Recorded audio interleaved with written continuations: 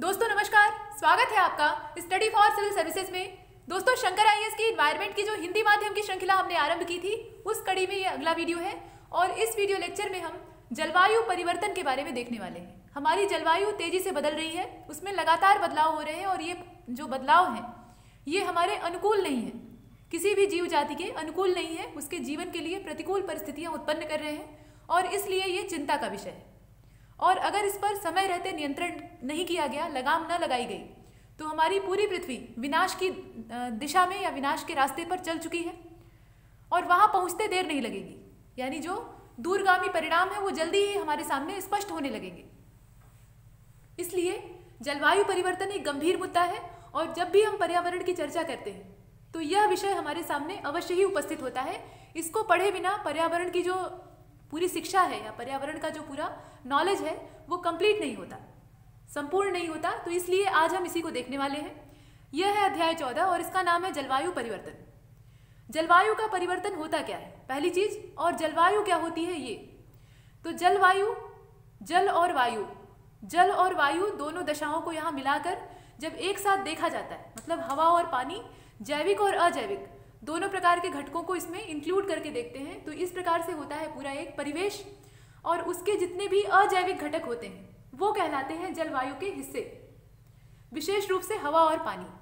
मतलब इसकी जो सीमाएं हैं वो सिर्फ जल और वायु तक ही सीमित नहीं है, इसका जो क्षेत्र है वो व्यापक है। जलवायु का जो दायरा है वो काफ़ी विस्तृत है, लेकिन इसमें जो मुख्य भाग है या मुख्य घटक है वो गैसें हैं यानी वायुमंडल है, और जो जल क्षेत्र है वो है।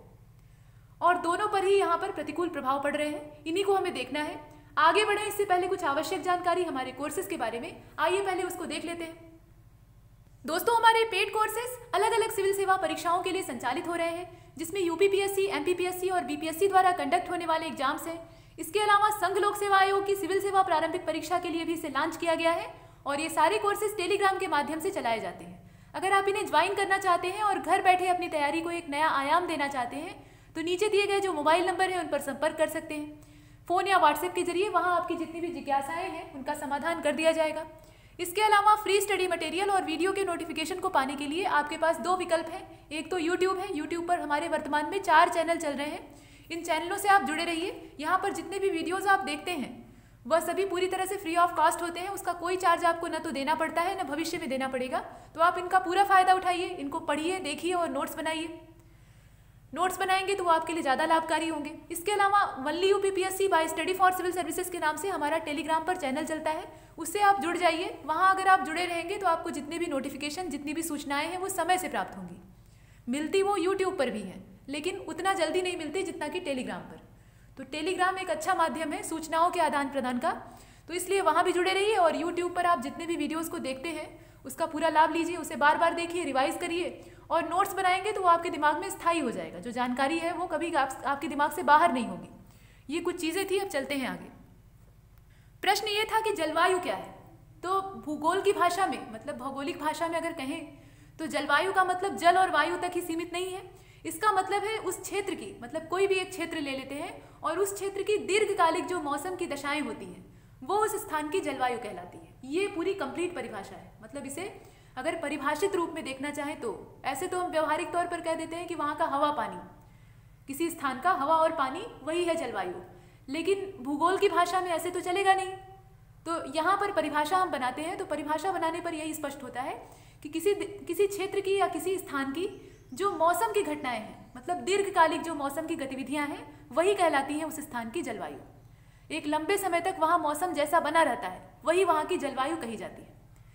अब जलवायु परिवर्तन यानी जलवायु में बदलाव, किसी स्थान पर जैसी जलवायु कुछ समय पहले थी या पूर्व में थी वैसी अब नहीं है, उसमें लगातार परिवर्तन हो रहा है और यही होता है जलवायु परिवर्तन। जलवायु परिवर्तन कभी कभी फायदेमंद होता है और अधिकतर विनाशकारी होता है। विनाशकारी क्यों होता है? क्योंकि जिस स्थान पर जलवायु में फेरबदल होता है और अगर ये तेज रफ्तार में होने लगता है तो वहाँ की जो प्रजातियाँ होती हैं उन्हें ढलने का समय ही नहीं मिलता, वह इस हिसाब से ढल नहीं पाती और फिर मारी जाती हैं।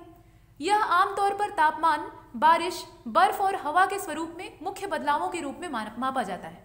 मतलब जो इसका मापन है वो तापमान, बारिश, बर्फबारी या तापमान का बढ़ना या कम होना, वर्षा का अधिक होना या कम होना, मतलब अल्पवृष्टि या अनावृष्टि की जो घटनाएं होती हैं वो, अर्थात हवा के स्वरूप आदि, मतलब जितने भी यहाँ पर जो भौतिक कारक हैं उन सब के परिवर्तन को दर्शाता है। जलवायु में परिवर्तन मतलब क्या, इन सब में बदलाव। और यह कई दशकों या उससे भी लंबे समय तक चल सकता है। मतलब यह जो परिवर्तन का दौर है ये काफ़ी लंबा भी हो सकता है और काफ़ी छोटा भी हो सकता है। अब इसके साथ एक और कॉन्सेप्ट जुड़ा हुआ है जो कि है ग्लोबल वार्मिंग, यानी भूमंडलीय ऊष्मन या वैश्विक ऊष्मन। ऊष्मन का मतलब क्या, गर्म होना, किसी चीज को गर्म करना। तो ग्लोबल वार्मिंग क्या है, इसका मतलब यह है कि समूचा विश्व गर्म हो रहा है। तो क्यों गर्म हो रहा है, क्या ये किसी चूल्हे पर चढ़ा हुआ है? जैसे किसी चूल्हे पर या बर्नर पर आप बर्तन चढ़ा दीजिए तो वो गर्म हो जाता है, नीचे अगर आप आग लगा दिए हैं तो क्या ऐसा हमारी पृथ्वी के साथ भी हो रहा है? नहीं, हमारी पृथ्वी किसी चूल्हे पर नहीं चढ़ी है, लेकिन सूर्य का ताप तो उस तक पहुंच ही रहा है।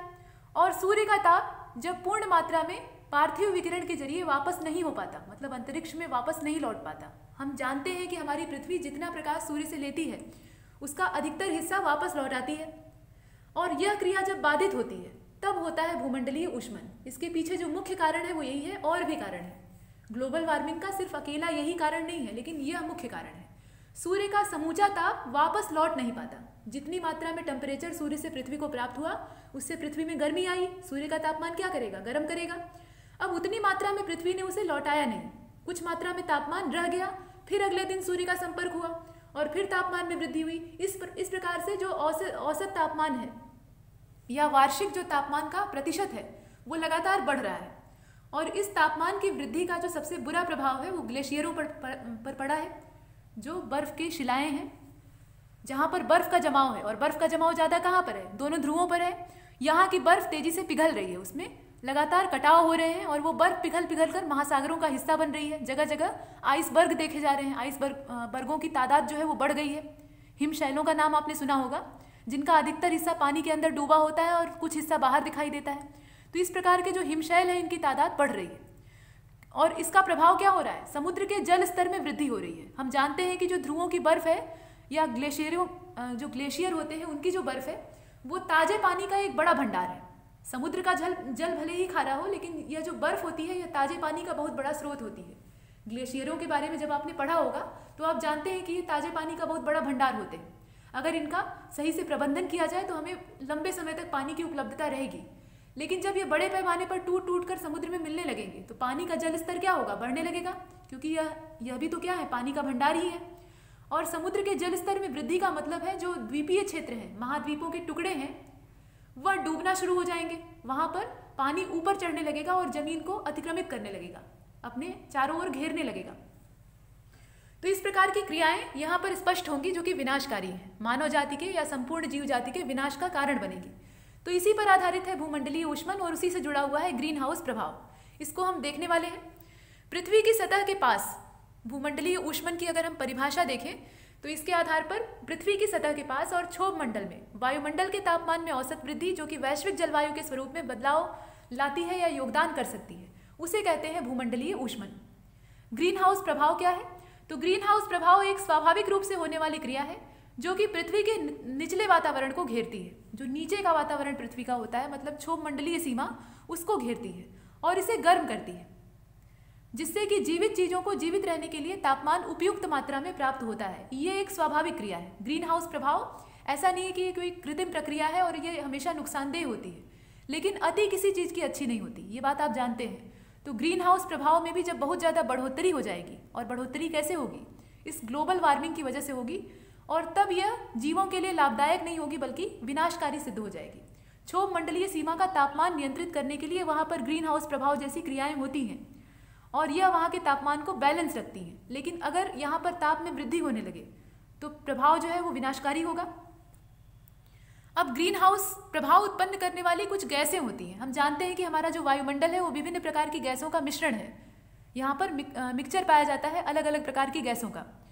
तो यह जो गैसें होती हैं इनमें से कुछ हमारे मानवीय क्रियाकलापों से उत्पन्न होती हैं। तो यह सब मिलकर एक ग्रीन हाउस गैसों का पूरा समूह तैयार करती है। जैसे कि कार्बन डाइऑक्साइड है, ये ग्रीन हाउस गैस है, इसके अंदर ताप धारण की उच्च क्षमता होती है। इसी प्रकार से जलवाष्प है, यह भी ग्रीन हाउस प्रभाव में वृद्धि करती है। तो इस प्रकार की जो ग्रीन हाउस गैसें हैं यह पृथ्वी के तापमान को बढ़ाने का काम करती हैं, गर्म करती हैं। अब यहाँ पर आने वाली ऊर्जा की बात कही गई है, यानी वही पार्थिव विकिरण की बात कही जा रही है। तो सूर्य ऊर्जा का उत्सर्जन करता है, ये बात हम जानते हैं, अच्छी प्रकार से जानते हैं, और यह पृथ्वी की ओर आती है। पृथ्वी ही क्या, पूरे सौर मंडल में इसका संचार होता है, तो हमारी पृथ्वी भी उसका एक हिस्सा प्राप्त करती है। और हम जानते हैं कि सूर्य बहुत गर्म है और ऊर्जा जो है वो लघु तरंग दैर्घ्य के रूप में उत्सर्जित होती है। जो शॉर्ट वेवलेंथ वाली तरंगें होती हैं उनके रूप में इसका उत्सर्जन होता है और यह पृथ्वी के वायुमंडल में प्रवेश करती है, पृथ्वी से टकराती है और इसके वायुमंडल में अंदर घुसती है।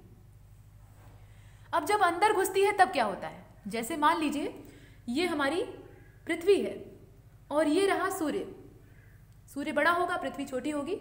यहाँ से सूर्य का प्रकाश पृथ्वी तक आया, हालांकि ये पूरे सौर मंडल में फैलता है तो बाकी ग्रहों को इसमें नहीं शामिल कर रहे हैं क्योंकि हम अपनी पृथ्वी के बारे में पढ़ रहे हैं। तो ये सूर्य का प्रकाश पृथ्वी के वायुमंडल में प्रवेश करेगा, किस रूप में, तो लघु तरंग दैर्घ्य के रूप में। यह जो सौर ऊर्जा है यह हमें हमारी पृथ्वी को या हमें प्राप्त होगी। अब अवशोषण की यहाँ बात होती है, पृथ्वी जो है इसे अवशोषित करती है, किस प्रकार से, तो आइए देखते हैं। सूर्य की ऊर्जा का लगभग 30% पृथ्वी के वायुमंडल, बादलों और सतह द्वारा सीधे अंतरिक्ष में परिलक्षित कर दिया जाता है। मतलब जो सौर ऊर्जा है उसका लगभग 30% भाग, 30% जो हिस्सा है वो सीधा सीधा परावर्तित हो जाता है। मतलब पृथ्वी से टकराया और उसके बाद रिफ्लेक्ट होके वापस चला गया। कैसे, तो परावर्तन के कई कारण होते हैं। परावर्तन की जो घटना होती है उसमें क्या होता है, कोई किरण जो है किसी सरफेस से, किसी सतह से टकराती है और उसके बाद पूरी की पूरी मात्रा में वापस लौट जाती है, जितनी आई उतनी चली गई। परावर्तन की घटना में यही होता है। और आप जानते हैं कि जो चीज़ जितनी मात्रा में प्रकाश को परावर्तित करती है वो उतनी ही ज़्यादा चमकीली दिखाई देती है। ये चमकीला होने का नियम है। फिलहाल पृथ्वी को चमक से कोई मतलब नहीं है। यहाँ पर 30% जो भाग है सौर विकिरण का, उसको पृथ्वी लौटा देती है। कैसे लौटाती है, तो पृथ्वी का वायुमंडल इन्हें परावर्तित करने का काम करता है, जैसे कि ओजोन परत का नाम आपने सुना होगा। इसके अलावा जो और गैसें हैं वायुमंडल का हिस्सा है वो भी परावर्तन का काम करती है। बादल जो है वो भी परावर्तित करते हैं। जो बादल क्षोभ मंडलीय सीमा में बिखरे रहते हैं वह भी परावर्तन का काम करते हैं। और इसके अलावा जो सतह होती है पृथ्वी की, धरातल होता है, वह भी इनका परावर्तन का काम करती है। इस प्रकार से ये सीधे अंतरिक्ष में विलीन हो जाते हैं। कितना, 30%, 30% हिस्सा ऐसा होता है। ये तो बात हुई परावर्तन की। अब इसके बाद उत्सर्जन की चर्चा अगर कर लें तो पृथ्वी वायुमंडल में वापस ऊर्जा का उत्सर्जन भी करती है। मतलब जितनी ऊर्जा वो लेती है उतनी वापस भी लौटाती है। ये सामान्य क्रिया है, क्योंकि पृथ्वी सूर्य की तुलना में ठंडी है, ये बात हम जानते हैं। पृथ्वी भी कभी जलते हुए आग के गोले से ही अलग हुई थी। आपने बिग बैंग थ्योरी पढ़ रखी है, उसमें आपने देखा कि एक विशालकाय अग्निपिंड था, उसी से सारे जितने भी सेलेस्टियल बॉडीज़ हैं उनका निर्माण हुआ है। उसमें एक विस्फोट हो गया, जिसे कि आप महाविस्फोट कहते हैं। बिग बैंग उसी से बना हुआ है। तो उसी से सूर्य सरीखे जितने भी या जो भी कुछ है, मतलब जितना भी डार्क मैटर और नॉर्मल मैटर है वो सब कुछ उसी से बना हुआ है। और उसी से बाद में तारे और जो ग्रह हैं उनका सृजन हुआ है। जितनी भी सेलेस्टियल बॉडीज़ हैं, मतलब खगोलीय पिंड है, वो सब उसी से बने हुए हैं। तो यह सभी जलते हुए आग के गोले से अलग हुए थे। इसका मतलब इनका तापमान किसी समय बहुत ज़्यादा रहा होगा। अब सूर्य जो है वो ठंडा होने की प्रक्रिया में है और पृथ्वी ठंडी हो चुकी है। हालांकि उसका जो केंद्र है अभी भी तप्त है। पृथ्वी के केंद्र का तापमान अभी भी गर्म है, लेकिन जो बाहरी सतह है वो ठंडी होकर रहने योग्य बन चुकी है। सूर्य के साथ भी ठंडे होने का प्रोसेस हो रहा है, लेकिन सूर्य के अंदर नाभिकीय अभिक्रिया चल रही है। इस वजह से वो धीरे धीरे ठंडा हो रहा है, बहुत तेज रफ्तार में ठंडा नहीं हो रहा है। ये चीज़ें हैं। फिलहाल यहाँ पर हम ज्योग्राफी नहीं पढ़ रहे हैं, पर्यावरण की दृष्टि से इसे देखेंगे। तो ग्रीन हाउस गैसों की यहाँ बात हो रही थी। सबसे पहले हमने उत्सर्जन के बारे में चर्चा की। तो पृथ्वी ऊर्जा का उत्सर्जन करती है और ये बात हमने अभी देखी कि पृथ्वी सूर्य की तुलना में ठंडी है। तो सौर ऊर्जा की तुलना में जो तरंग दैर्घ्य पर अवरक्त विकिरण के, यहाँ पर आप देख लीजिए थोड़ा सा छिप गया है, तो ऊर्जा जो है वो आने वाली सौर ऊर्जा की तुलना में तरंग दैर्घ्य पर अवरक्त विकिरण के रूप में उत्सर्जित होती है। मतलब इंफ्रारेड रेडिएशन के रूप में पृथ्वी जो है विकिरण को वापस लौटाती है।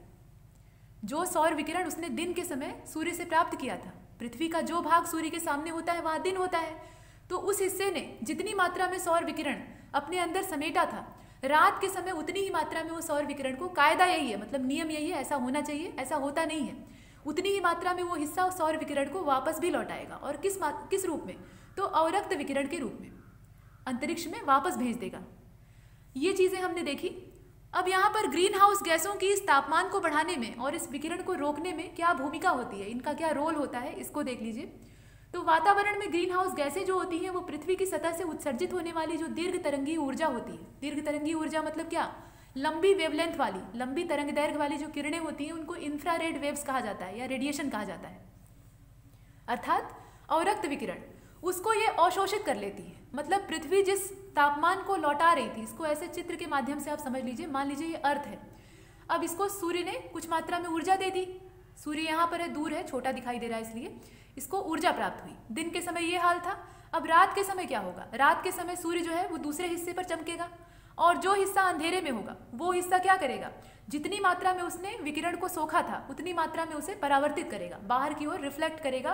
और किस रूप में करेगा? तो ये अवरक्त विकिरण के रूप में बाहर जाएगा, मतलब बाहर की ओर ऐसे ये घूम जाएगा। और ऐसे में क्या होगा? पृथ्वी का तापमान संतुलित रहेगा। लेकिन संतुलित कैसे रहेगा? आप सोचिए, जितनी मात्रा में इसने सूर्य का प्रकाश लिया उतनी ही मात्रा में लौटा दिया, तब तो ऐसा होना चाहिए कि पूरी पृथ्वी पर बर्फ जम जानी चाहिए, क्योंकि एकदम से अगर सूर्य की ऊर्जा वापस चली जाएगी पृथ्वी से तो पृथ्वी पर बर्फ जम जाएगी। पृथ्वी का जो तापमान है वो 0 डिग्री से भी कई अंश जो है वो नीचे चला जाएगा, क्योंकि पृथ्वी के पास अपनी ऊर्जा जनरेट करने का कोई साधन तो है नहीं। ऊर्जा का स्रोत जो है वो सूर्य है, और सूर्य से प्राप्त पूरी ऊर्जा उसने वापस लौटा दी। तो ऐसे में क्या होगा? पृथ्वी का पूरा तापमान एकदम नीचे गिर जाएगा और जीवों के लिए मरने योग्य परिस्थितियां पैदा हो जाएंगी। तो यहाँ पर जो ग्रीन हाउस गैस है वो योगदान देती है। मतलब योगदान किस बात का? जीवों को बने रहने के लिए प्रेरित करती है, मतलब उनके अनुकूल वातावरण बनाती है। ये कुछ मात्रा में जो ग्रीन हाउस गैसें होती हैं ये वायुमंडल में घुली हुई होती हैं, जैसे कार्बन डाइऑक्साइड हो गई, जलवाष्प हो गई। तो ये कुछ मात्रा में पार्थिव विकिरण को अपने अंदर सोख लेती हैं।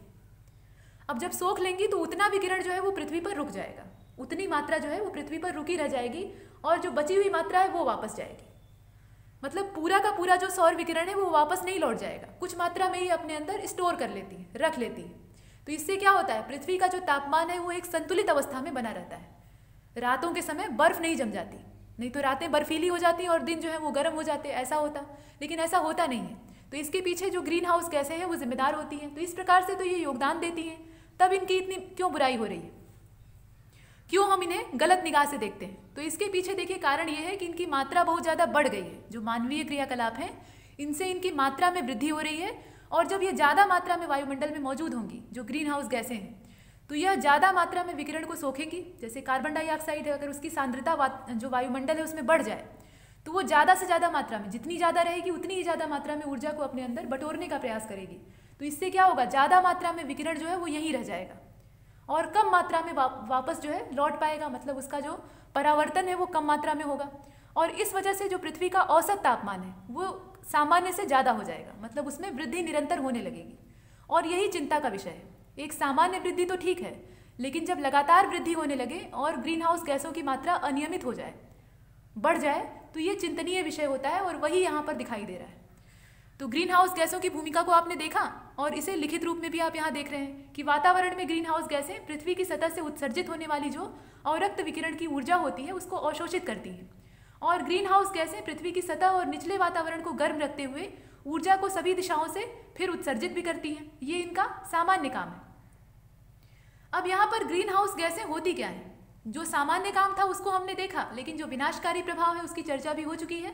ये जब ज़्यादा मात्रा में हो जाती है तब ज़्यादा मात्रा में स्टोर भी करने लगेंगी, और इस वजह से इनकी जो क्षमता है वो बढ़ जाएगी। जैसे कार्बन डाइऑक्साइड के कुछ ही अणु थे, तो कुछ अणुओं से कम मात्रा में ऊर्जा संचित होगी। अब जब ज़्यादा मात्रा में कार्बन डाइऑक्साइड की वहाँ सांद्रता होगी तो ज़्यादा मात्रा में वो ताप का संचय कर लेगी, और इससे क्या होगा? पृथ्वी का तापमान ज़्यादा बढ़ जाएगा, जितना बढ़ना चाहिए उससे कहीं ज़्यादा बढ़ जाएगा, और ये चिंता का विषय था। अब प्रश्न ये है कि ग्रीन हाउस गैसें कौन कौन सी हैं? एक तो हमने कार्बन डाइऑक्साइड को देखा, दूसरा जलवाष्प को देखा, और भी होती हैं, और इन पर प्रश्न बनते हैं। पहचानिए इनमें से कौन सी ग्रीन हाउस गैस नहीं है। आजकल नहीं है वाले प्रश्न ज़्यादा बनते हैं, तो फिलहाल देख लीजिए कौन सी हैं। जब हैं का पता रहेगा तभी आप नहीं वाला पता लगा पाएंगे। देखिए, ग्रीन हाउस गैसों का मतलब होता है कि वातावरण के उन गैसीय घटकों से, गैसीय घटक का मतलब क्या? यही गैसें जो कि प्राकृतिक और मानव जनित दोनों हैं। ये जो ग्रीन हाउस गैसें होती हैं ये प्राकृतिक भी होती हैं और मानव निर्मित भी होती है। मनुष्य के क्रियाकलापों से भी इनका उत्सर्जन होता है, और यह अवरक्त विकिरणों को अवशोषित करने की क्षमता रखती हैं और फिर से उत्सर्जित भी करती हैं, लेकिन उत्सर्जित करने में समय लगाती हैं। अब देखिए, जलवाष्प इसमें पहली गैस है। यह बिल्कुल सामान्य है। जलवाष्प मतलब क्या? पानी की भाप। यह ग्रीन हाउस प्रभाव की सबसे बड़ी समग्र योगदान करता है। यह सबसे ज़्यादा योगदान देती है, मतलब सबसे ज़्यादा जो ताप धारण की क्षमता है वो इस जलवाष्प में होती है, और वातावरण में इसकी सांद्रता बदलने से मतलब इसकी जो सांद्रता होती है उसको बदलने के लिए पर्याप्त मात्रा में इस गैस को छोड़ने के लिए मनुष्य सीधे जिम्मेदार नहीं है। मतलब मनुष्य की गतिविधियों से इसकी मात्रा में उतनी वृद्धि, उल्लेखनीय वृद्धि नहीं होती है। तो यहाँ मनुष्य को कोई अपने ऊपर ब्लेम करने की आवश्यकता नहीं है। हालांकि जो मनुष्य के क्रियाकलाप होते हैं उससे भी जलवाष्प का उत्सर्जन होता है, लेकिन उतना नहीं होता जितना कि महासागरों या अन्य तरीकों से होता है। अब जो कार्बन डाइऑक्साइड है, कार्बन डाइऑक्साइड और अन्य ग्रीन हाउस गैसें, यह वाष्पीकरण की दर को बढ़ाती हैं और इस वजह से जलवाष्प की मात्रा में वृद्धि होती है। तो मनुष्य का योगदान सीधे रूप में भले ना हो, लेकिन पीठ पीछे तो है ही है। मनुष्य जो है वो कार्बन डाइऑक्साइड या अन्य जो ग्रीन हाउस गैसें हैं उनके उत्सर्जन को बढ़ाता है, और फिर जो कार्बन डाइऑक्साइड और अन्य ग्रीन हाउस गैसें हैं वो जलवाष्प के उत्सर्जन को बढ़ा देती हैं। मतलब ये एक दूसरे को प्रमोट करने का काम करती हैं। एक को बढ़ाया आपने और दूसरे मतलब उस जिसको आपने बढ़ाया था उसने दूसरे वाले को बढ़ा दिया। इस प्रकार से इनका जो कबीला है वो संपन्न होता जाता है और परेशानी पैदा होती है। तो आइए देखते हैं कार्बन डाइऑक्साइड को। इसका जो मुख्य स्रोत है, इसका जो जन्मदाता है वो हम ही लोग हैं। मतलब वैसे तो ये वायुमंडल में होती ही है, कितनी होती है 0.03% इसकी जो टोटल मात्रा है, लेकिन जो ये प्रोड्यूस होती है मानव मतलब मनुष्य के क्रियाकलापों से या किसी जीव के, उसके सबसे बड़े स्रोत हम ही लोग हैं। पहला जो इसका उत्सर्जन होता है वो तो श्वसन के द्वारा होता है।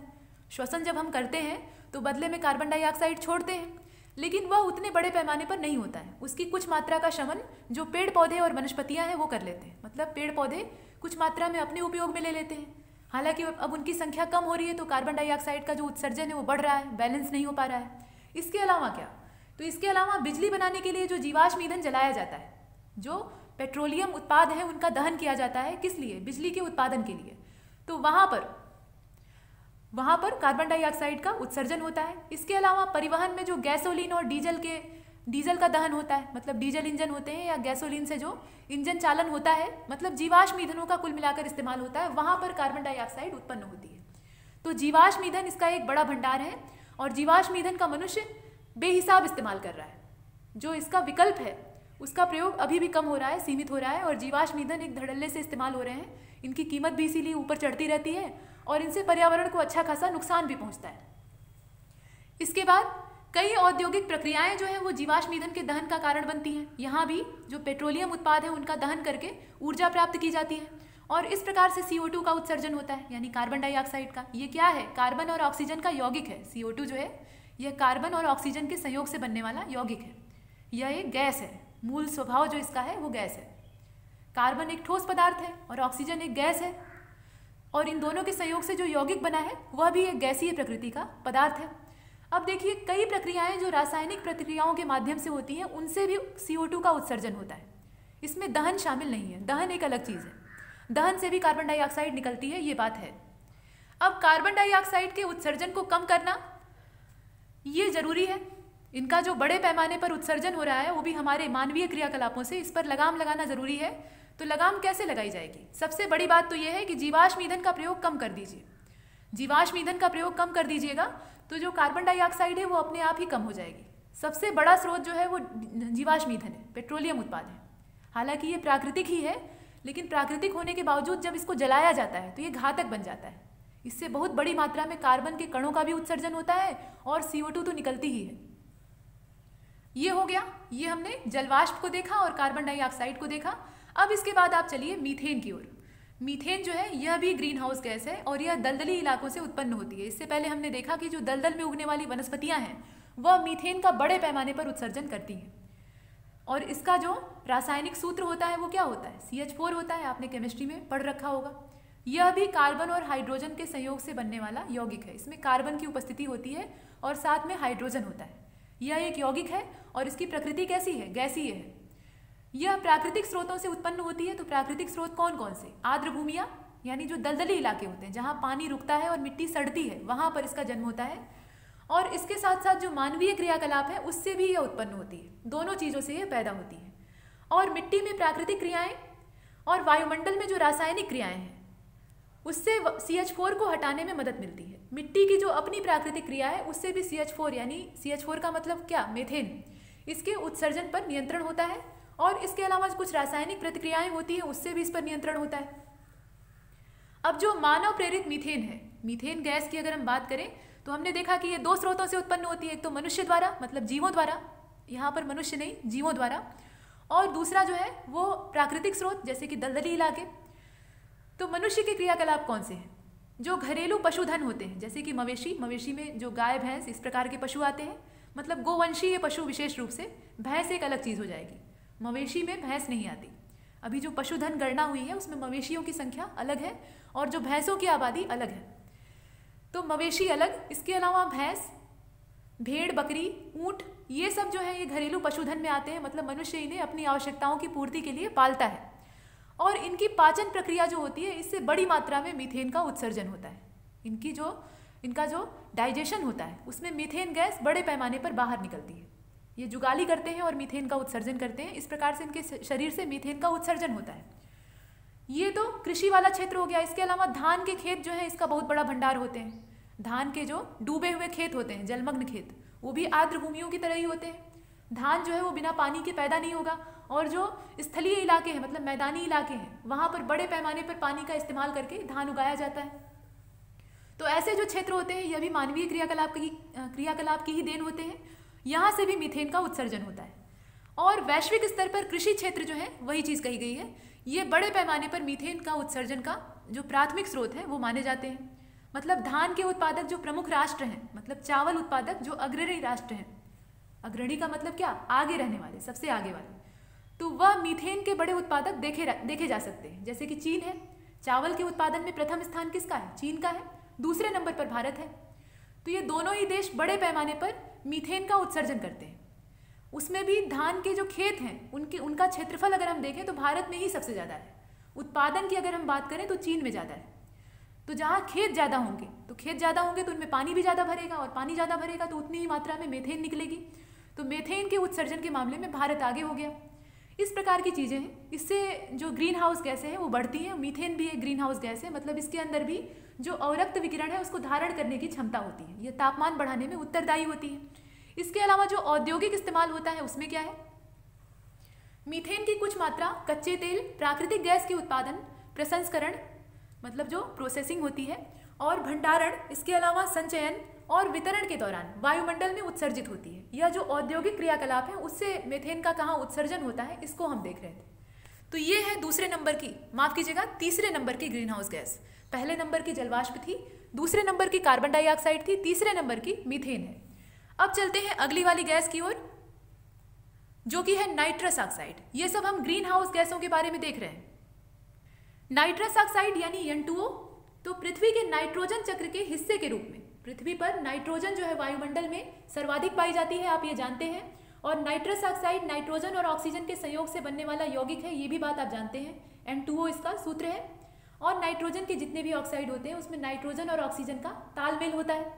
फिलहाल यह नाइट्रोजन चक्र के हिस्से के रूप में, नाइट्रोजन चक्र के बारे में आपने देखा है, सल्फर चक्र, नाइट्रोजन चक्र, इस प्रकार के जो साइकिल्स थे, कार्बन चक्र को भी देखा है।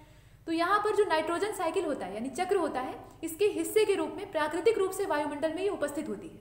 प्राकृतिक रूप से इसकी मौजूदगी जो हमारा एटमॉस्फेयर होता है, वायुमंडल होता है, उसमें पाई जाती है। अब इसके कई प्रकार के प्राकृतिक स्रोत भी होते हैं। और प्राकृतिक स्रोतों की अगर हम बात करें तो आगे चलिए देखिए, N2O का प्राकृतिक उत्सर्जन कहाँ से होता है। मुख्य रूप से नाइट्रोजन को मिट्टी और महासागरों में, मतलब मिट्टी में नाइट्रोजन के अपघटन में इसका इस्तेमाल होता है, इसका उत्सर्जन होता है, इस्तेमाल नहीं होता, उत्सर्जन होता है। और इसके अलावा महासागर में भी इसका अपघटन करने वाले बैक्टीरिया मौजूद होते हैं। तो जो सूक्ष्म जीव होते हैं वो नाइट्रोजन का अपघटन करके उसे इस प्रकार से ऑक्साइडों में बदलते हैं। तो इस प्रकार से इनका प्राकृतिक उत्सर्जन होता है। और तब भी यह उत्सर्जित होती है जब लोग सिंथेटिक उर्वरकों के इस्तेमाल को बढ़ावा देते हैं। जो कृत्रिम या ये कह लीजिए कि रासायनिक उर्वरक है, खाद है, उसका इस्तेमाल करते हैं, तब भी इसका उत्सर्जन होता है। इससे मिट्टी में नाइट्रोजन की बहुलता होती है और उससे बनती है नाइट्रस ऑक्साइड। यह पशुधन, खाद और मूत्र में नाइट्रोजन के टूटने के दौरान उत्सर्जित होता है। नाइट्रोजन का जब विघटन होता है, मतलब नाइट्रोजन यहाँ यौगिक बनाना प्रारंभ करता है, तो ऐसी अवस्था में नाइट्रस ऑक्साइड का निर्माण होता है। और 2010 में N2O के उत्सर्जन में 6% योगदान इस क्षेत्र ने दिया था, मतलब पशुधन ने दिया था। ये हमने देखा। और देखिए, नाइट्रिक एसिड के उत्पादन के दौरान एक उपोत्पाद के रूप में यह उत्पन्न होती है। नाइट्रिक एसिड का निर्माण ये औद्योगिक इस्तेमाल के लिए किया जाता है, इसका अपना महत्व है। तो जब इसका उत्पादन किया जाता है तो उसमें भी N2O का उत्सर्जन होता है, और इसका उपयोग सिंथेटिक जो वाणिज्यिक उर्वरक हैं उनको बनाने के लिए किया जाता है। और एडिपिक एसिड के उत्पादन में इसका इस्तेमाल किया जाता है। फाइबर निर्माण में किया जाता है, जैसे जो कृत्रिम फाइबर होते हैं, जैसे नायलॉन हो गया, इस प्रकार के जो सिंथेटिक उत्पाद हैं उनको बनाने के लिए जो क्रियाकलाप होते हैं उससे भी N2O का उत्सर्जन होता है। तो औद्योगिक गतिविधियां भी हैं, प्राकृतिक गतिविधियां भी हैं, लेकिन ज़्यादा जो प्रभावी हैं वो औद्योगिक गतिविधियां हैं, ये हमने देखा। और जब यह कुछ प्रकार के जीवाणुओं द्वारा अवशोषित की जाती है या पराबैंगनी विकिरण या रासायनिक प्रक्रियाओं द्वारा नष्ट हो जाती है तो यह वायुमंडल से हट जाती है। मतलब इसको हटाने में ज़्यादा योगदान जो है वो सूक्ष्म जीवों का होता है या जो रासायनिक प्रक्रियाएं हैं उनका होता है, लेकिन ऐसा अब कम हो रहा है और कम होने की वजह से ही इसकी मात्रा बढ़ रही है।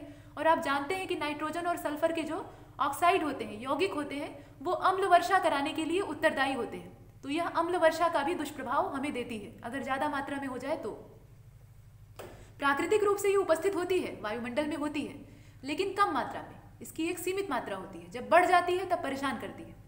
इसके अलावा जो फ्लोरीन युक्त गैसें हैं उनको आप देख लीजिए। इसमें आप क्लोरोफ्लोरोकार्बन और हाइड्रोफ्लोरोकार्बन के बारे में देखेंगे। ये विभिन्न औद्योगिक प्रक्रियाओं जैसे कि एल्यूमिनियम और जो सेमीकंडक्टर का निर्माण होता है, यानी अर्धचालक जो होते हैं, सेमीकंडक्टर के बारे में आपने भौतिक विज्ञान में या विज्ञान में जिक्र इसका देखा होगा। सेमीकंडक्टर यह अर्धचालक होते हैं, मतलब चालक और कुचालक के बीच की कड़ी होते हैं। तो यहाँ पर इनका जो निर्माण होता है, अर्धचालकों का निर्माण या एल्यूमिनियम उद्योग जो होता है, वहां से इनका उत्सर्जन होता है। किसका? जो फ्लोरीन युक्त गैसें होती हैं उनका। और ओजोन क्षयकारी पदार्थों के प्रतिस्थापन के माध्यम से भी यह उत्सर्जित होती है। ओजोन को नष्ट करने में इस फ्लोरीन के यौगिकों का एक बड़ा योगदान होता है, ये बात आप जानते हैं। क्लोरोफ्लोरोकार्बन का नाम आपने पीछे सुना है। और अन्य ग्रीन हाउस गैसों के सापेक्ष यह ग्लोबल वार्मिंग को बहुत तेजी से बढ़ाती है। इनके अंदर उच्च ग्लोबल वार्मिंग की क्षमता होती है। हालांकि कार्बन डाइऑक्साइड में भी क्षमता होती है, लेकिन इतनी ज़्यादा नहीं होती है। और ये वायुमंडल में अच्छी तरह से घुल जाती है, बहुत तेजी से घुलती हैं। इनकी घुलनशीलता बहुत प्रबल होती है और उत्सर्जित होने के बाद ये बहुत तेजी से फैलती भी हैं। जब घुलेंगी तब फैलेंगी और पूरी दुनिया में विस्तृत हो जाती है। ये विनाशकारी है और ये वायुमंडल से तभी हटती हैं। वायुमंडल से इनको हटाने का तरीका क्या है? तो ये तभी हटेंगी जब ये सूर्य के प्रकाश के द्वारा ऊपरी वायुमंडल में ही नष्ट कर दी जाए। इनका इलाज जो है वो सूर्य का प्रकाश ही है, सूर्य की रोशनी से ही ये नष्ट होती है। अदरवाइज और किसी विधि द्वारा इन्हें नष्ट नहीं किया जा सकता। तो इसका मतलब क्या है? ऐसी चीज जो कि आसानी से नष्ट न हो तो उसका उत्पादन ही कम हो, इस पर जोर दिया जाए। वह कम मात्रा में उत्पादित हो, जब नष्ट करना मुश्किल है तो उसका उत्पादन घटा दिया जाए। तो इसके लिए जो प्रयास किए जा रहे हैं उसमें ये पता होना चाहिए कि हमारी किन गतिविधियों से इसका उत्सर्जन हो रहा है। तो मानव गतिविधियों द्वारा उत्सर्जित ग्रीन हाउस गैसों में सबसे शक्तिशाली का मतलब क्या? ताकतवर और लंबे समय तक चलने वाली ये गैसें होती हैं। कुछ का नाम यहाँ दिया हुआ है, इनके नाम पहले देख लेते हैं और फिर देखते हैं कि कहाँ कहाँ इनका इस्तेमाल होता है। तो हाइड्रोफ्लोरोकार्बन यानी HFC, इसके अलावा पैरोफ्लोरोकार्बन यानी PFC और सल्फर हेक्साफ्लोराइड यानी SF6, इन सब के नाम आपने सुने होंगे। SF6 का मतलब क्या? Sulphur hexafluoride. यहाँ जो 6 लिखा हुआ है इसकी वजह से ये बन गया है हेक्सा। ये सल्फर और फ्लोरीन के संयोग से बनने वाला एक यौगिक है जिसका नाम है सल्फर हेक्साफ्लोराइड। इसका जो अणु सूत्र है या रासायनिक संरचना है वो SF6 है। यह भी क्या है? यह ग्रीन हाउस गैसों को बढ़ाने वाला पदार्थ है। अब देखिए, हाइड्रोफ्लोरोकार्बन का उपयोग, या जो हाइड्रोफ्लोरोकार्बन यानी HFC है, इसका उपयोग प्रशीतन में यानी जो रेफ्रिजरेशन होता है उसमें, इसके अलावा एरोसोल में, विलायन में और अग्निरोधी के रूप में किया जाता है। जो फायर रेजिस्टेंट पदार्थ होते हैं उसमें भी इनका इस्तेमाल किया जाता है। और इन रसायनों को क्लोरोफ्लोरोकार्बन और हाइड्रोक्लोरोफ्लोरोकार्बन्स के प्रतिस्थापन के रूप में विकसित किया गया। मतलब जो CFC था उसके विकल्प के तौर पर HFC का निर्माण किया गया, ताकि जो प्रदूषण है या जो ओजोन का क्षय है उस पर नियंत्रण किया जा सके, क्योंकि ये समताप मंडलीय ओजोन परत को खराब नहीं करते। मतलब ये जो HFC होते हैं अर्थात हाइड्रोफ्लोरोकार्बन, ये विनाशकारी तो है ही हैं, इसलिए क्योंकि ये ग्लोबल वार्मिंग को बढ़ा रहे हैं, लेकिन ये ओजोन परत को नुकसान नहीं पहुंचाते। तो इसलिए इन्हें सब्स्टिट्यूट के तौर पर इस्तेमाल किया जाता है CFC के। CFC जो था वो ओजोन परत के लिए ज़्यादा घातक था। जैसे वहाँ हमने देखा ना कि डिक्लोफेनेक नाम की जो दवा थी उसके स्थान पर दूसरी दवा आई ताकि कम नुकसान हो सके, तो वैसे ही यहाँ पर दूसरे यौगिक की तलाश की गई। यह कम विनाशकारी है, नुकसान तो ये भी करता है। अब देखिए, दुर्भाग्य से HFC लंबे वायुमंडलीय जीवनकाल और उच्च GWP के कारण शक्तिशाली ग्रीन हाउस गैस में गिना जाता है। यह जो HFC है यह लाभकारी तो था, लेकिन बाद में पता लगा कि यह वायुमंडल में बहुत लंबे समय तक विद्यमान रहता है, बना रहता है, और ऐसे में ये ज़्यादा नुकसान करता है। ओजोन परत का क्षरण भी ग्रीन हाउस गैसों को, मतलब ग्रीन हाउस प्रभाव जो था उसमें वृद्धि करने का काम करता था। ओजोन परत के क्षरण से पृथ्वी के तापमान में जो वृद्धि हो रही थी उसमें योगदान मिलता था। और ये जो HFC है यह नीचे ही रहकर ओजोन परत को नुकसान नहीं भी पहुंचा रहा है, लेकिन नीचे धरातल और वायुमंडल में रहकर ही जो तापमान है उसको बढ़ाने का काम कर रहा था। तो बात वही हुई, चाहे नीचे से तापमान बढ़े चाहे ऊपर से बढ़े। तो यहाँ दिक्कत फिर खड़ी हो गई। ये दुर्भाग्य से ऐसी चीज़ें सामने आई। और पैरोफ्लोरोकार्बन यौगिकों का उत्पादन, एल्यूमिनियम उत्पादन और अर्धचालक के निर्माण से जुड़ी जो अलग अलग औद्योगिक प्रक्रियाएं हैं उनमें किया जाता है। मतलब कहाँ कहाँ इस्तेमाल होता है इसको बताया जा रहा है। और HFC की तरह ही जो PFC होते हैं उनका भी जीवन काल काफ़ी लंबा होता है, मतलब ये लंबे समय तक वायुमंडल में बने रहते हैं। इसके अलावा आप सल्फर हेक्साफ्लोराइड को देख लीजिए, तो इसका उपयोग मैग्नीशियम प्रसंस्करण और अर्धचालक विनिर्माण, मैग्नीशियम का प्रसंस्करण और इसके अलावा जो सेमीकंडक्टर उद्योग होता है उसके निर्माण में किया जाता है। इसके अलावा रिसाव का पता लगाने वाली गैस के रूप में भी इसका इस्तेमाल किया जाता है। कहीं पर किसी चीज़ का रिसाव हो रहा है, कोई गैसीय रिसाव हो रहा है, तो उसमें इस गैस का इस्तेमाल करते हैं और ये पता लगा के बता देती है कि जो लीकेज है वो कहाँ पर हो रहा है। सल्फर हेक्साफ्लोराइड का उपयोग विद्युत प्रसारण उपकरण, इसके अलावा परिपथ वियोजक के रूप में भी होता है। मतलब जो अलग अलग इलेक्ट्रॉनिक सर्किट होते हैं उनमें भी इसका इस्तेमाल होता है। तो जो इसका औद्योगिक उपयोग है वो काफ़ी ज़्यादा है, लेकिन यह भी वायुमंडल में काफ़ी स्थायी होती है और ग्रीन हाउस गैसों को, मतलब गैसों के प्रभाव को बढ़ाने में योगदान देती है। यहाँ तक हमने ग्रीन हाउस गैसों के बारे में देखा। अब देखते हैं ब्लैक कार्बन को। ब्लैक कार्बन यानी जो नैनो कार्बन पार्टिकल्स होते हैं उनकी चर्चा हो रही है।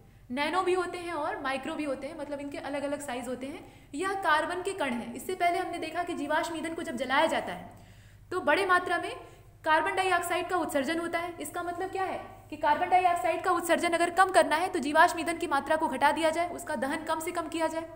लेकिन जीवाश्म ईंधन को जलाने से सिर्फ कार्बन डाइऑक्साइड ही नहीं निकलती, बल्कि कार्बन के कणों का भी उत्सर्जन होता है। क्योंकि आप जानते हैं कि जीवाश्म ईंधन कैसे बनता है। जो मरे हुए जीव जंतु या वनस्पतियां थीं वो पृथ्वी की परतों के अंदर दब गए और वहां पर ताप और दाब के प्रभाव से यह काले कीचड़नुमा पदार्थ में परिवर्तित हो गए, जिसे कि आप पेट्रोलियम कहते हैं। लंबा समय लगा, लेकिन ऐसी अवस्था में ये परिवर्तित हो गए और इन्हीं का उपयोग हम ईंधन के रूप में कर रहे हैं, शोधन करके अलग अलग रूपों में। तो यह बने हुए कार्बन से ही है, क्योंकि किसी भी जीव की संरचना में कार्बन एक मुख्य पदार्थ होता है, मुख्य अवयव होता है। उसके बिना शरीर का निर्माण असंभव है, चाहे वनस्पति हो चाहे जीव हो। तो कार्बन इसमें से मुक्त तो होगा ही। तो वह किस रूप में मुक्त होता है? कार्बन के कणों के रूप में और कार्बन डाइऑक्साइड के रूप में मुख्य रूप से। देखिए, इसे आमतौर पर यह जो ब्लैक कार्बन है इसे कालिक के रूप में हम जानते हैं। यानी जो कालिक हम कहते हैं उसे हम पर्यावरण की भाषा में कहेंगे ब्लैक कार्बन, यानी काला कार्बन। तो कार्बन तो काला होता ही है और अधूरे दहन से ये उत्पन्न होता है। जो अधजला दहन होता है, पूर्ण दहन हो जाएगा तब तो ये नहीं निकलेगा, तब तो सिर्फ गैसें निकलेंगी। लेकिन अगर अधूरा दहन हो रहा है तो इसका उत्सर्जन होगा और यह कण वायु प्रदूषक के रूप में भूमिका निभाते हैं। इससे जुड़े हुए कई रूपों में शुद्ध कार्बन इसमें मौजूद होता है। मतलब इसके जो अलग अलग रूप होते हैं, आकार प्रकार होते हैं, उनमें कार्बन की उपस्थिति प्रचुर मात्रा में होती है। और एक ठोस कण या एरोसोल जिसमें कि गैस नहीं है, यह वायुमंडल को गर्म करने में योगदान देते हैं। कैसे? तो कार्बन के जो कण हैं वो वायुमंडल में बिखर जाएंगे और यह सूर्य के प्रकाश को रोक लेंगे। अब सूर्य के प्रकाश को रोक लेंगे तब तो ये ठंडा करने वाले होने चाहिए, लेकिन सिर्फ सूर्य के प्रकाश को ही तो रोकेंगे नहीं। जो सतह का विकिरण है, सतह से जो पार्थिव विकिरण वापस अंतरिक्ष में लौटाया जाता है, उसको भी ये अवरुद्ध कर लेते हैं और इस प्रकार से ये तापमान में वृद्धि करते हैं, तापमान को बढ़ा देते हैं। आपने देखा होगा जो पूरा वातावरण है वो कालिक से भर जाता है, जहाँ पर प्रदूषण ज़्यादा होता है वहाँ पर। और ऐसी स्थिति में ग्लोबल वार्मिंग की जो क्रिया है उसमें वृद्धि हो जाती है। अब देखिए, बायोमास जलाना, ठोस ईंधन के साथ खाना बनाना, डीजल का उपयोग करना आदि कुछ ऐसी क्रियाएं हैं जिससे कि इनका बड़े पैमाने पर उत्सर्जन होता है। और बर्फ पर जमा होने पर वातावरण में गर्मी को अवशोषित करके जो एल्बिडो है, एल्बिडो का मतलब क्या?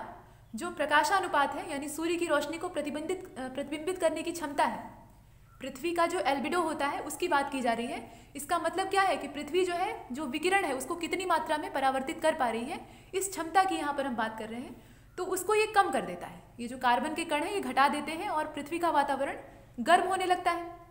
सूर्य के प्रकाश का सबसे मजबूत अवशोषक और सीधे हवा को ये गर्म करने का काम करता है। देखिए, सूर्य के प्रकाश को ये रोकता तो है, लेकिन उसे सोख लेता है, उसकी गर्मी को सोख लेता है और नीचे उस गर्मी का प्रभाव हमें दिखाई देता है।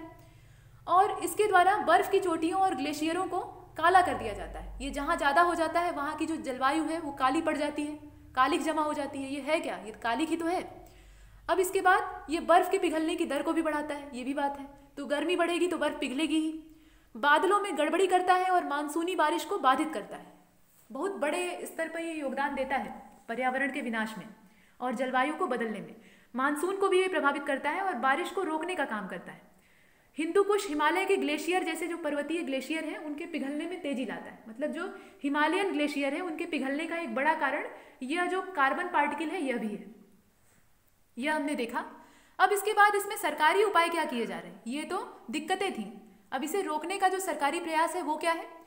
तो स्टोव प्रौद्योगिकी, वो भी कैसी? कुशल, स्किल्ड। इसके अलावा सोलर कुकर, सोलर लैम्प, जो सौर ऊर्जा है वो प्रदूषण रहित होती है, ये बात हम जानते हैं। तो यहाँ पर उसका बड़े पैमाने पर अगर इस्तेमाल किया जाएगा तो जो जलावन वाले ईंधन है उनकी तादाद कम होगी, उनका उपयोग कम होगा। और जब किसी चीज़ का दहन नहीं किया जाएगा तो ये कार्बन के कण कम से कम उत्सर्जित होंगे, ये अच्छी बात है। तो इसलिए जो सोलर प्रोडक्ट हैं, मतलब सौर उत्पाद हैं, उनको बढ़ावा देना। इसके अलावा बायोगैस का प्लांट लगाकर वातावरण में ब्लैक कार्बन को कम करने का प्रयास, ये सब हो रहा है। ब्राउन कार्बन क्या होता है? अभी तक हम लोग ब्लैक कार्बन के बारे में जानते थे, अभी जो है ब्राउन कार्बन हमारे सामने आ रहा है। अच्छा, एक चीज़ यहाँ छूट गई है, इसको देखिएगा। ये है प्रोजेक्ट सूर्या। इसमें जितने भी सौर उत्पाद हैं, मतलब सोलर प्रोडक्ट हैं, उनको बढ़ावा दिया जा रहा है। वो इसीलिए दिया जा रहा है ताकि जो ग्रीन हाउस गैसें हैं, उसके अलावा जो ये कार्बन पार्टिकल है यानी ब्लैक कार्बन है, इसका उत्सर्जन कम से कम हो सके। बिल्कुल बंद हो जाए ऐसा नहीं हो सकता, तो कम से कम हो सके इसका प्रयास इस प्रोजेक्ट के अंतर्गत किया जा रहा है, जिसका नाम है प्रोजेक्ट सूर्या या प्रोजेक्ट सूर्य। अब देखते हैं ब्राउन कार्बन को। ब्लैक कार्बन तो हमने देख लिया, ब्राउन कार्बन क्या है? तो कार्बनिक एरोसोल का यह एक सर्वव्यापी और अज्ञात घटक है। इसके बारे में बहुत पहले से जानकारी नहीं थी। यह भी एरोसोल ही है, मतलब कार्बनिक एरोसोल ही है, और यह भी वायुमंडल में पाया जाता है, लेकिन इसकी जानकारी बहुत बाद में हुई है। और हाल ही में जो वायुमंडलीय अनुसंधान हुआ है उसमें ये सामने आया है। तो नई नई चीज़ें अनुसंधान से हमारे सामने आती हैं और हम नए खतरों से वाकिफ होते हैं। हमें पता चलता है कि नए संकट कौन कौन से हमारे सामने प्रस्तुत हो रहे हैं। तो यह एक नया संकट है। अभी तक हम लोग ब्लैक कार्बन का इलाज कर रहे थे, अब जो ब्राउन कार्बन है उसके भी इलाज की आवश्यकता पड़ेगी। ये चीज़ें हैं। अब जो ग्लोबल वार्मिंग की संभाव्यता है, यानी GWP का मतलब क्या? जो ग्लोबल वार्मिंग है उसकी बात की जा रही है। इसकी जो पॉसिबिलिटी है, संभाव्यता है, उसकी बात अगर करें तो किसी गैस के लिए ग्लोबल वार्मिंग की संभाव्यता कार्बन डाइऑक्साइड की तुलना में एक विशेष अवधि, और विशेष अवधि का मतलब क्या? आमतौर पर 100 साल का समय लिया जाता है। इसमें अवशोषित होने वाली कुल ऊर्जा की एक माप है, मतलब 100 साल में जितनी ऊर्जा का अवशोषण किया वो यहाँ पर नापी जाती है और उसके आधार पर हम निकालते हैं GWP, अर्थात ग्लोबल वार्मिंग की संभाव्यता। ग्लोबल वार्मिंग की पॉसिबिलिटी जो है उसको नापते हैं। 100 साल का यहाँ पर आंकड़ा दर्ज किया जाता है। कार्बन डाइऑक्साइड से हम तुलना करते हैं, ये बड़ी बात है। और एक उच्च GWP वाली गैस है कम GWP वाली गैसों की तुलना में प्रति पाउंड अधिक ऊर्जा का अवशोषण करती हैं और इस प्रकार से पृथ्वी को गर्म करने में ज़्यादा योगदान देती हैं। इनका जो योगदान है पृथ्वी को गर्म करने में वो ज़्यादा होता है, अधिक होता है। अब जो मीथेन है, मीथेन की चर्चा हमने ऊपर की है, सभी गैसों को एक एक करके देखेंगे। खास जो मुख्य गैसें हैं, खास गैसें हैं, उनके बारे में। मीथेन जो है इसको हम लोग CH4 से व्यक्त करते हैं। 100 साल के पैमाने में, मतलब 100 साल का जो समय है उस पैमाने में अगर नापें तो CO2 से यह 20 गुना अधिक GWP वाली है। मतलब इसकी जो संभाव्यता है ग्रीन हाउस प्रभाव को बढ़ाने की, वह कार्बन डाइऑक्साइड की तुलना में 20 गुना ज़्यादा है। आप सोच लीजिए ये कितनी विनाशकारी है। कार्बन डाइऑक्साइड खुद ही ज़्यादा ग्लोबल वार्मिंग को फैलाती है, उससे भी ज़्यादा यह, मतलब 20 गुना ज़्यादा, थोड़ा बहुत नहीं, 20 गुना ज़्यादा ये अधिक प्रभावी है। इसी प्रकार से आप नाइट्रस ऑक्साइड को देख लीजिए। तो नाइट्रस ऑक्साइड यानी N2O, मतलब नाइट्रोजन और ऑक्सीजन के जो यौगिक बनते हैं गैसीय अवस्था वाले, यह माफ कीजिएगा GWP इनका जो है यह 300 गुना है। जो N2O है इसका GWP 300 गुना है, जो कि 100 वर्ष के समय के लिए CO2 का 300 गुना है। मतलब कार्बन डाइऑक्साइड का जो उत्सर्जन है अगले 100 साल में, उसका 300 गुना ज़्यादा उत्सर्जन नाइट्रस ऑक्साइड का हो रहा है। ये काफ़ी चिंताजनक बात है। इससे न सिर्फ ग्लोबल वार्मिंग होगी बल्कि अम्ल वर्षा जैसी जो घातक चीज़ें हैं वो भी स्पष्ट होंगी। इसके अलावा क्लोरोफ्लोरोकार्बन को आप देख लीजिए। यह जो क्लोरोफ्लोरोकार्बन है CFC, इसके अलावा और भी उत्पाद हैं, जैसे कि इसका जो सब्स्टिट्यूट था यानी प्रतिस्थापक था हाइड्रोफ्लोरोकार्बन, हालांकि बाद में पता लगा कि वो और ज़्यादा नुकसानदेह है। इसके अलावा जो HCF है, HCFC कहने का मतलब क्या, हाइड्रोक्लोरोफ्लोरोकार्बन्स। कई है इसमें, याद रखिएगा, क्लोरीन और जो फ्लोरीन है उसके संयोग से ये बन रहा है। क्लोरोफ्लोरोकार्बन ये CFC होता है, हाइड्रोफ्लोरोकार्बन ये HFC होता है। इसके बाद हाइड्रोक्लोरोफ्लोरोकार्बन होता है, ये HCFC होता है, हाइड्रोक्लोरोफ्लोरोकार्बन यानी HCFC। यस इसलिए लगा है क्योंकि यह बहुवचन है, यहाँ पर कई चीज़ों की एक साथ बात हो रही है। इसके अलावा पैराफ्लोरोकार्बन भी है, PFC। इसके अलावा सल्फर हेक्साफ्लोराइड का नाम हमने सुना था, SF6 का। तो यह सब क्या है, यह उच्च GWP वाले हैं, मतलब इनकी जो ग्रीन हाउस गैसों को बढ़ाने की संभाव्यता है वो सर्वोच्च होती है और ये लंबे समय तक वायुमंडल में रहते हैं। ये बात हम पीछे देख चुके हैं। हमने CFC के प्रतिस्थापक के तौर पर, सब्स्टिट्यूट के तौर पर जो हाइड्रोफ्लोरोकार्बन था उसकी तलाश की थी। हमने सोचा कि काम इससे हो जाएगा और ये जो पदार्थ है ये ओजोन परत को कम नुकसान पहुंचाएगा, लेकिन हुआ उल्टा। यह ओजोन को तो नुकसान नहीं पहुंचा रहा था, लेकिन जो नीचे का धरातल था वहां पर ये लंबे समय तक रह रहा था और यह ताप को अवशोषित कर जो तापमान था उसमें वृद्धि कर रहा था। मतलब बात वही थी, चाहे वो सीधे तरीके से ओजोन को नुकसान पहुंचा के इस बात को करे या फिर नीचे रह कर करे, दोनों ही तरीके से ये जो भूमंडलीय तापन था उसमें योगदान दे रहा था। इस प्रकार के जितने भी पदार्थ आप यहाँ देख रहे हैं, चाहे वो SF6 हो या HCFC हो या HFC हो या CFC हो, इन सब के बारे में जो आपने देखा, यह सब लंबे समय तक, दीर्घ काल तक वातावरण में बने रहते हैं और लंबे समय तक पर्यावरण में जो ग्लोबल वार्मिंग है उसको बढ़ाने में योगदान देते हैं। तो ये काफी हानिकारक है। अब देखिए वैश्विक उत्सर्जन की अगर बात करें, वैश्विक उत्सर्जन जो है उसकी अगर हम बात करें तो ऊर्जा आपूर्ति जो है वो 26% है। उद्योग द्वारा जो उत्सर्जन हो रहा है, यहाँ पर गैसों के उत्सर्जन की बात की जा रही है। और किन गैसों के, तो ग्रीन हाउस गैसों के उत्सर्जन की बात हो रही है।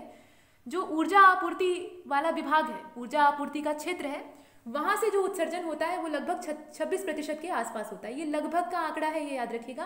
और ये किस चीज के उत्सर्जन की बात हो रही है, तो ग्रीन हाउस गैसों का ये टॉपिक चल रहा है, तो उन्हीं के उत्सर्जन की बात हो रही है। तो जो ऊर्जा आपूर्ति क्षेत्र है वहां से ग्रीन हाउस गैसों का उत्सर्जन कितना होता है, 26% होता है। उद्योगों से जो ऊर्जा उत्सर्जन मतलब ग्रीन हाउस गैसों का उत्सर्जन है वो 19% होता है। भूमि के उपयोग में परिवर्तन से और वानिकी से मतलब वन्य क्षेत्रों से यह 17% तक होता है, इनसे भी कम नहीं है। और कृषि क्षेत्र से जो ग्रीन हाउस गैसें हैं वो 14% निकलती हैं। परिवहन से जो इनका उत्सर्जन होता है वो 13% होता है। यह जो प्रतिशत है इसको याद रखना है, यह फैक्ट है। इसके बाद और भी देख लीजिए, जो अपशिष्ट और अपशिष्ट जल है, मतलब जो संचित पानी है, सड़ रहा होता है या अपशिष्ट होता है, तो उस जल के द्वारा जो उत्सर्जन होता है ग्रीन हाउस गैसों का वह 3% है। जैसे कि आर्द्र भूमियों की बात की जा सकती है, वह इस दायरे में आती है, तो उनका जो ग्रीन हाउस गैसों का उत्सर्जन है वो सिर्फ 3% है। तो ये कम योगदान दे रही है। इसकी तुलना में जो मानवीय क्रियाकलाप है, आप देख रहे हैं कि वो सर्वोच्च है, उनका जो स्थान है वो ज़्यादा है, मतलब उनका योगदान ज़्यादा है, उनकी मात्रा ज़्यादा है। इसलिए मानवीय गतिविधियाँ ही यहाँ ज़्यादा योगदान देती हैं और उसी पर नियंत्रण करने की आवश्यकता है। तो हमने देखा ऊर्जा आपूर्ति को, उद्योगों को, भूमि उपयोग को, कृषि क्षेत्र को, परिवहन क्षेत्र को और अपशिष्ट जल वाले क्षेत्र को, जैसे कि आर्द्र भूमियों वाले जो मग्न इलाके होते हैं, जलमग्न इलाके होते हैं, उनको। और इन सब को देखने के बाद हमें मालूम हुआ कि सबसे ज़्यादा जो वैश्विक उत्सर्जन है ग्रीन हाउस गैसों का वह ऊर्जा आपूर्ति का क्षेत्र करता है। यहाँ पर जीवाश्म ईंधनों का बड़े पैमाने पर दहन किया जाता है और इससे ग्रीन हाउस गैसें बाहर निकलती हैं और हमारे भूमंडलीय ऊष्मन में योगदान देती हैं। तो यहाँ तक हमने ग्रीन हाउस गैसों पर चर्चा की। अब इसके बाद जो अगला अध्याय है वो है अम्लीकरण। हमने देखा कि जो नाइट्रोजन और सल्फर के यौगिक हैं, ऑक्सीजन के साथ जब इनका संयोग होता है तो जो यौगिक बनते हैं वह अम्ल वर्षा के लिए उत्तरदायी होते हैं। तो यह जो अम्लीकरण है यह किस प्रकार से विनाशकारी है और कैसे इसका जन्म होता है, यह कैसे उत्पन्न होता है, यह सब कुछ हम देखेंगे अध्याय 15 में। इस वीडियो लेक्चर में इतना ही और तब तक के लिए नमस्कार।